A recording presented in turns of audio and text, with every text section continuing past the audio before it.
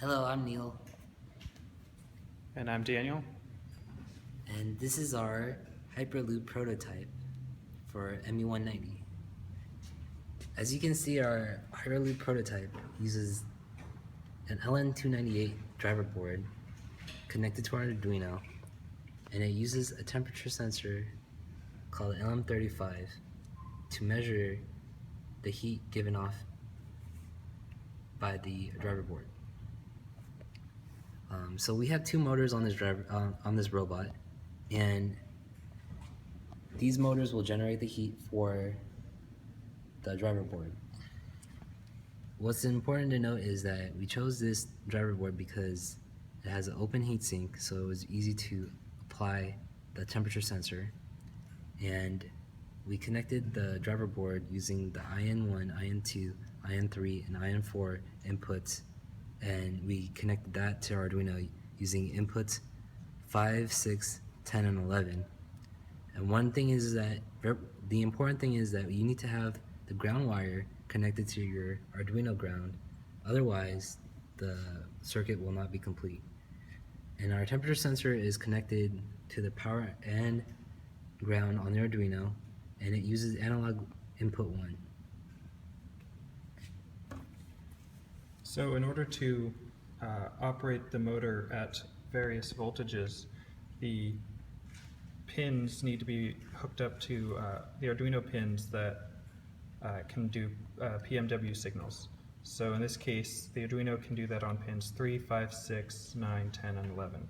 For our project, we chose 5, 6, and 10, and 11. Here is our code that we used. So we have our pins for the driver motor, which are hooked up to the PWM, which are hooked up to the PWM pins.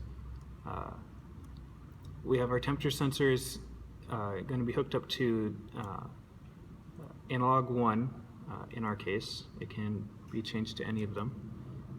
We have a couple of terms that are going to be used in our functions that we're going to call, which we'll show later.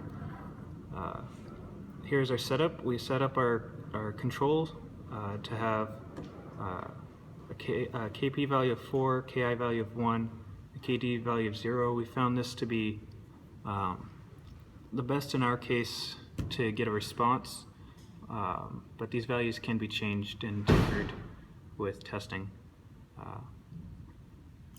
The output limits of our motor PWM signal goes from 0 to 255.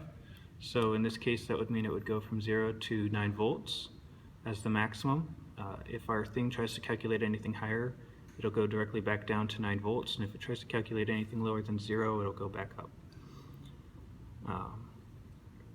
We're sampling every half a second and changing the output.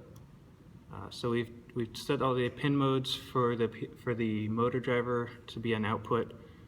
In our case, we have set pins the IN2 and IN4 to always be low. We're going to just run the motors for the wheels to always be in a forward direction. In subsequent coding, in subsequent projects, these can be changed along with the other two to allow the RC car to move forward, backwards, and turn. So we read the temperature value in, or we convert it to both Celsius and Fahrenheit. We put that as an input, and then we compute. We will call the compute function, which I'll show a little later, which will then give us a new output, which we will use. So we change our output of the PWMs to be anywhere between 0 and 255, which again is equivalent to either 0 to 9 volts, between 0 and 9 volts. And we also will print out the time, the temperature in Fahrenheit, and the output in volts, which this is the conversion right here to do that. Here's the compute function. It takes in the amount of time that's passed before the last time it's computed, calculates the amount of error between the temperature we want and the temperature its reading, multiplies it by that error by the KI values, the KP values. It also takes the difference in the input of of the last calculation and the new calculation and subtracts that value, but we don't have any KD values in our case, so that just drops out. And it gives us a new output and stores the values for later computing, which we used. Here's the code for how to tune the controller, how to change the sample time, and how to set the output limits, all of which were called in the setup. So in our case, this can be run and just monitored via the serial on the Arduino's IDE, but we instead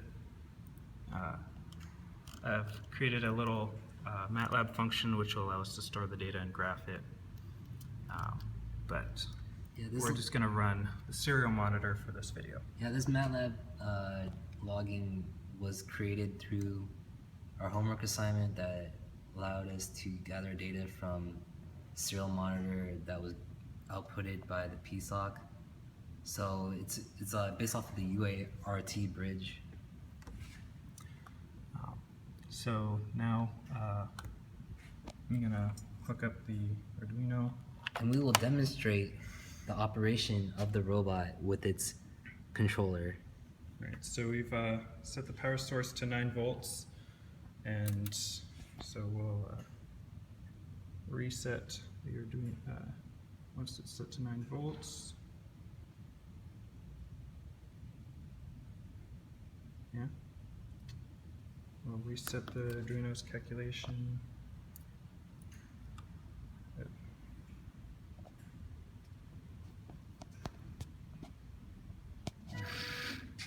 So it's I'm downloading the program at the moment, but we've hooked up the power source now.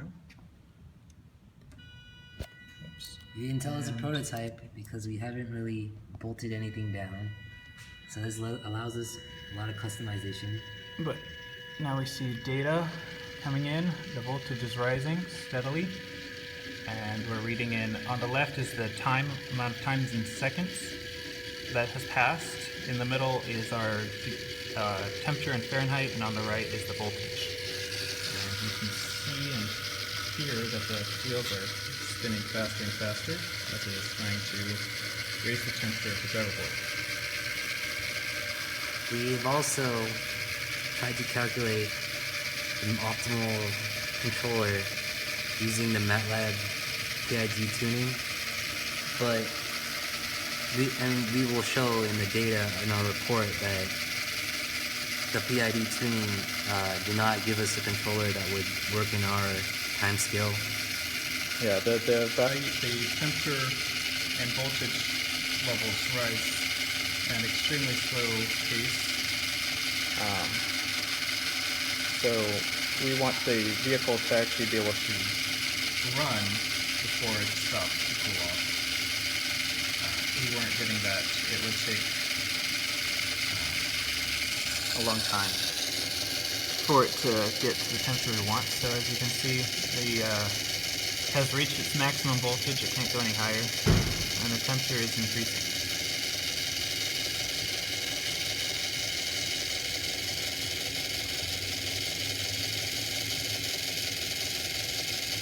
So now we're reaching our cutoff temperature. Yep. So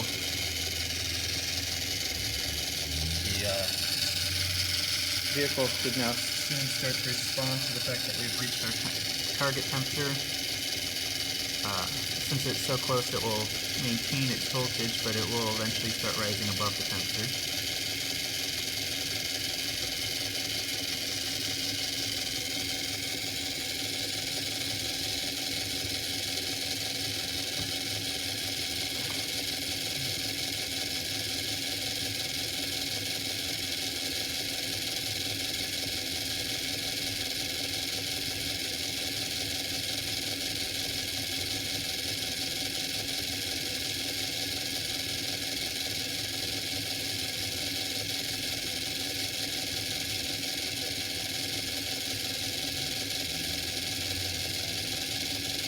And because the temperature is now increased, the voltage is beginning to try to drop, and now it is steadily slowing down as it has noticed that the temperature is now above our desired cutoff.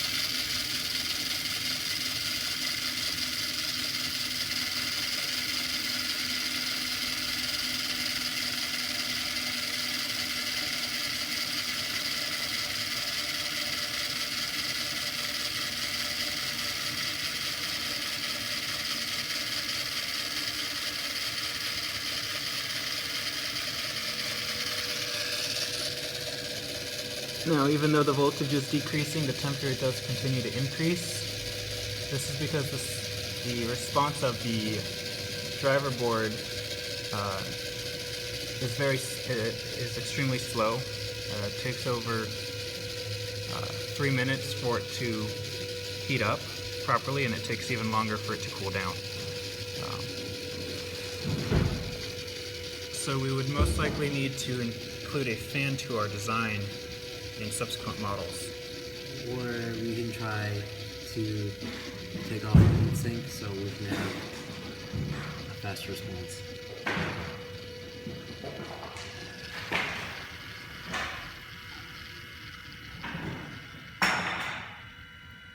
Yeah, that's how this operates. This will heat up to about 80 degrees. It will then cool down. Once it starts to cool below 75 degrees, it would speed up. But it would take too long for this video. So that completes our demonstration. So that completes our demonstration. And now we will end this video.